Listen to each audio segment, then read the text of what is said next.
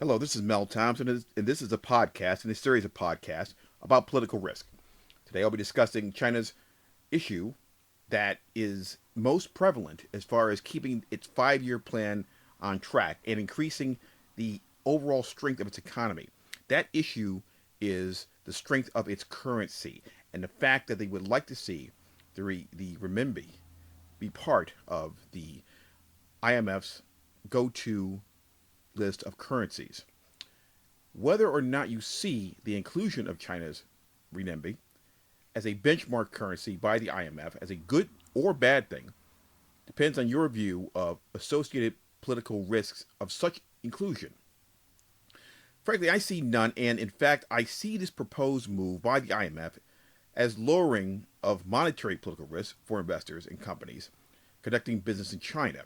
The potential political risks that exist are those that stem from the renminbi not being viewed as a global currency and acknowledged as such by the inclusion of the IMF.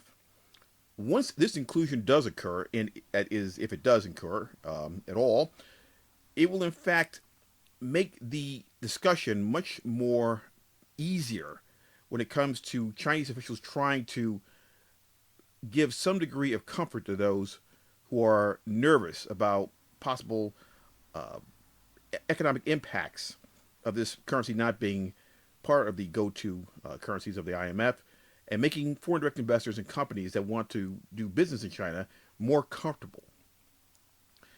The key risks are uncertainly the monetary risks. Once given the green light by the IMF, the renminbi and China have something to lose if monetary policy is viewed as being manipulated. Not being in the club is more problematic than being in the club when it comes to political risk.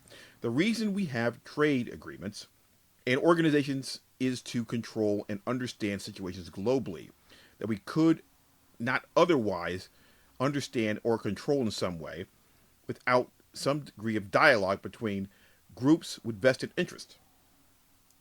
What the IMF potential move, and the Chinese enthusiasm for it prove is that China is controlled by rational actors who see the cloud of political risk associated with accusations of currency manipulation as a long term problem.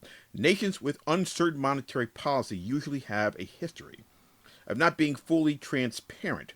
This lack of transparency is a big red flag for foreign direct investors and companies, in many cases, a deal killer for the host nation.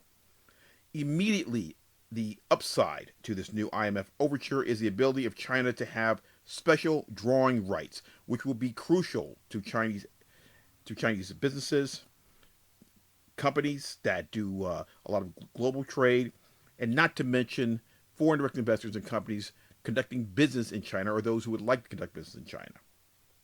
This is a real good thing for their economy in multiple ways, whether it be domestically or whether it be in a form of trade. This is a move that could strengthen the economy and also lower the political risk of currency manipulation, or at least just the idea and the concept that it is happening, contrary to all types of denials by the Chinese. No government that is seeking to be in the club, as I previously said, wants to do anything to jeopardize its chances or being kicked out of the club down the road. The very fact that China has been seeking inclusion of the renminbi is an indicator of how open they intend to be on monetary policy and a signal to foreign direct investors and companies that the political risks associated with Chinese monetary policy will be lower in 2016. This has been Mel Thompson.